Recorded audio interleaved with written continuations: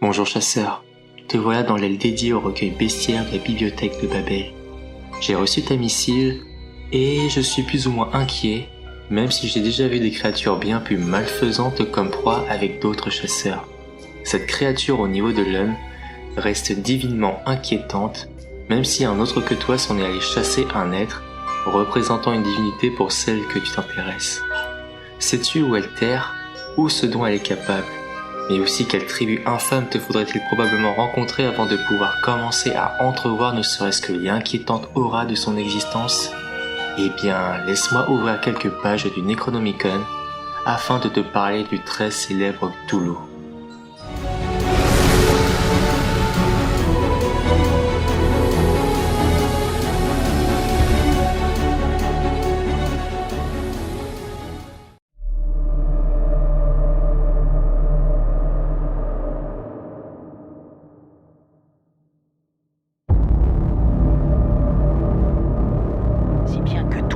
De la matière et de la perspective en paraissait bouleversé, furtif, dans le ciel rétréci et gibbeux, en battant ses ailes membraneuses. L'odeur qui s'élevait de ces profondeurs nouvellement découvertes était intolérable. Et Hawkins, enfin, qui avait l'oreille sensible, dit qu'il croyait percevoir tout en bas le son désagréable qu'auraient produit des pas sur un sol détrempé.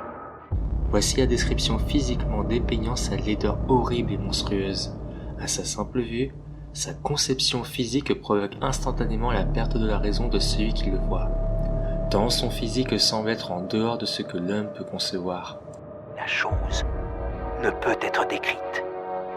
Il n'existe aucun langage pour traduire de tels abîmes de démence aiguë et immémoriale, d'aussi atroces contradictions de la matière, de la force et de l'ordre cosmique. Les descriptions les plus détaillées de Cthulhu seraient basées sur des statues de la créature. L'une, construite par un artiste après une série de rêves funestes, la décrit comme suit. Elle représentait un monstre à la silhouette vaguement anthropoïde, avec une tête de pieuvre dont la face n'aurait été qu'une masse de tentacules. Un corps écailleux, d'une grande élasticité, semblait-il. Des griffes prodigieuses aux pattes postérieures et antérieures. De longues et étroites ailes dans le dos. Cette chose, qui paraissait distiller une malignité redoutable et dénaturée, était d'une corpulence presque boursouflée et paraissait tassée sur un bloc rectangulaire, une sorte de piédestal, couvert de caractères indéchiffrables. La pointe de ses ailes touchait la partie postérieure du bloc. L'arrière-train occupait le centre, tandis que les longues griffes recourbées des pattes postérieures, repliées, ramassées, agrippaient le bord antérieur et s'étirait en direction de la base jusqu'au quart de la hauteur du socle.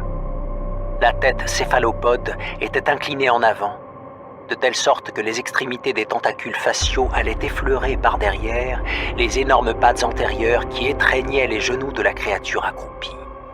Étant absolument immense, sa taille est comparée à celle d'une montagne en mouvement à l'image d'un titan, ou d'une version plus 21e siècle à un kaiju. Cthulhu est le prêtre des grands anciens, particulièrement celui des dieux extérieurs. Si tu as déjà vu la mémoire numérique traitant de la hiérarchie de ces êtres, d'une manière plus simple, il est une sorte de divinité extraterrestre venant d'une galaxie lointaine. Il aurait partiellement comme mission de créer des cultes afin de ramener les dieux extérieurs sur le même plan physique que le sien. Cthulhu est né sur la planète Whorl, située dans la 23e nébuleuse. Il voyagea à l'étoile de Thoth, où il engendra sa progéniture. Avec ses enfants et le frais des étoiles de Cthulhu, il se rendit sur Saturne, puis sur Terre. Atterrissant sur un continent dans l'océan Pacifique, il construit la ville de Herlier, ville surnaturelle et cauchemardesque. Cependant, il reçut la résistance des choses aînées, entraînant une guerre jusqu'à ce qu'une trêve soit faite. Cthulhu, par la suite, entra dans une hibernation profonde de sa cité cyclopéenne jusqu'à arriver à l'humanité que l'on connaît, où, dans son apathie, ce grand ancien ne reste cependant pas inactif, arrivant à émettre un contact avec des personnes en passant par le biais de leurs rêves, leur faisant visiter des planètes d'où il vient, semées de paysages fantastiques et effrayants. Certaines de ces personnes, des artistes, dépeignent ensuite ces panoramas et créatures de cauchemar à travers leur art ou compétences. Il communiqua tout de même avec plusieurs humains à travers les rêves, ce qui a eu comme effet de créer le culte de Cthulhu par certains de ses adorateurs. Une catastrophe a ensuite frappé Herlier, le plongeant dans l'océan, laissant la cité sortir de temps en temps dû à l'alignement des étoiles. Cependant, il est fatalement prévu que Herlier s'éladera de l'océan à un moment pour rester définitivement à la surface, là où Cthulhu sortira de son sommeil afin de reprendre le monde et de le plonger dans le chaos déchirant de cauchemars et d'hurlements d'agonie. Si toutefois je l'ai décrit comme un voyageur, ce n'est qu'en partie une vérité, car même s'il a bougé d'une nébuleuse à une autre, ou d'une planète à une autre, il a été contenu sur la Terre il y a des milliers d'années. Banni du système d'Oxoth par les dieux très anciens, ennemi des dieux extérieurs et des grands anciens, il fut emprisonné dans son tombeau au cœur du Pacifique Sud dans sa cité, où il attendait léthargique le moment où il pourrait, à nouveau, prendre le contrôle de la planète.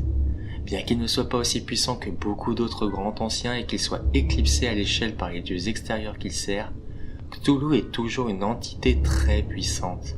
Étant proche de Dieu à l'homme, Cthulhu est immortel et a une grande force et peut supporter de grandes quantités de dommages.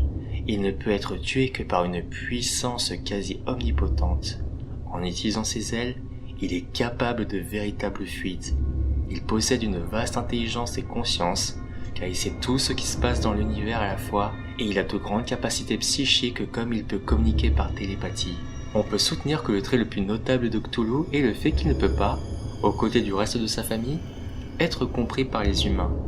Quand un humain regarde Cthulhu, il serait presque certainement rendu fou par son visage. Cthulhu a également été en mesure de créer une ville à partir de nulle part.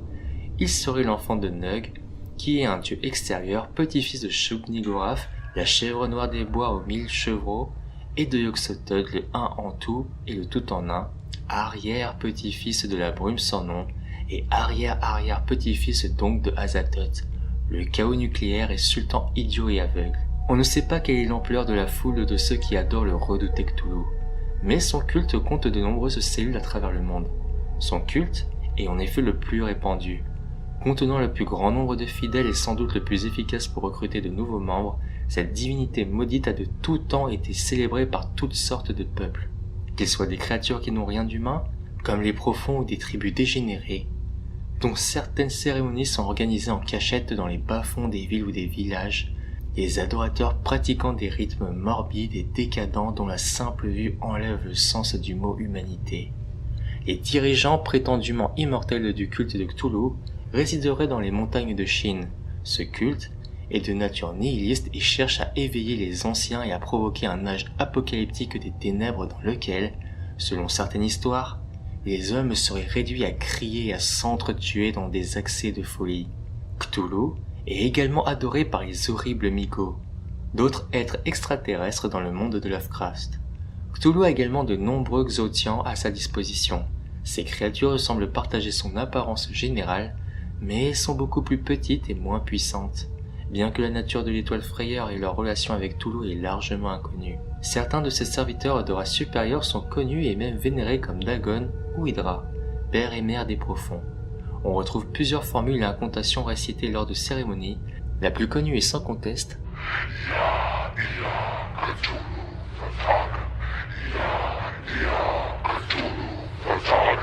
traduit par le Necronomicon, le livre maudit d'Abdul al-Azred, comme s'ensuit: n'est pas mort ce qui a jamais d'or, et au long désert peut mourir même la mort. Il aurait comme rival, comme puissance quasi égale, Astur, seigneur des espaces interstellaires. Résidant actuellement dans les Yads, il serait son pire ennemi mais également son demi-frère. Diverses histoires présentent le culte de Astur, offrant de l'aide à ceux qui tentent d'empêcher l'éveil de Cthulhu, ou de faire d'autres mentions de la rivalité entre les deux. Dans le retour de Astur de Derlet, les deux dieux s'affronteraient même physiquement, même si ce n'est que brièvement. Cthulhu aurait eu des descendants avec l'entité quasi femelle Idia, pour produire 4 descendants, Katanotoa, Itoga, Sokomog et Cthia. Lovecraft, l'auteur du mythe, aurait possédé, consciemment ou non, un don de médium qui lui aurait permis de découvrir leur existence. Même parmi les défenseurs de cette hypothèse, il semble cependant y avoir débat quant aux parts respectives de vérité et de fiction dans ses œuvres. le mystérieux signal sous-marin Bloop, détecté en 1997, est parfois associé à Cthulhu en raison de la proximité entre l'estimation qui a été faite de la localisation de la source et de celle de la ville fictive de Herlier. Et c'est ici que la description se termine. Je pense t'avoir donné le nécessaire afin de traquer cette créature. Dans le doute, où tu aurais une interrogation, je t'ai noté sa géolocalisation sur la planète de Terre et sur ton plan d'existence. J'espère que tu es armé de résistance psychique et psychologique, chasseur, car d'après nos informations, tu devras traquer ta proie peut-être sur plusieurs plans d'existence de par sa capacité à se mouvoir et à ses pouvoirs télépathiques. Te voilà prévenu. D'ailleurs, en y repensant, je m'inquiète du chasseur qui n'est toujours pas revenu de sa traque concernant Nyarlathotep. Il est probablement parti pour une quête d'au moins 100 000 ans en âge humain. Quoi qu'il en soit, je te souhaite bonne fortune chasseur, en espérant te revoir à nouveau.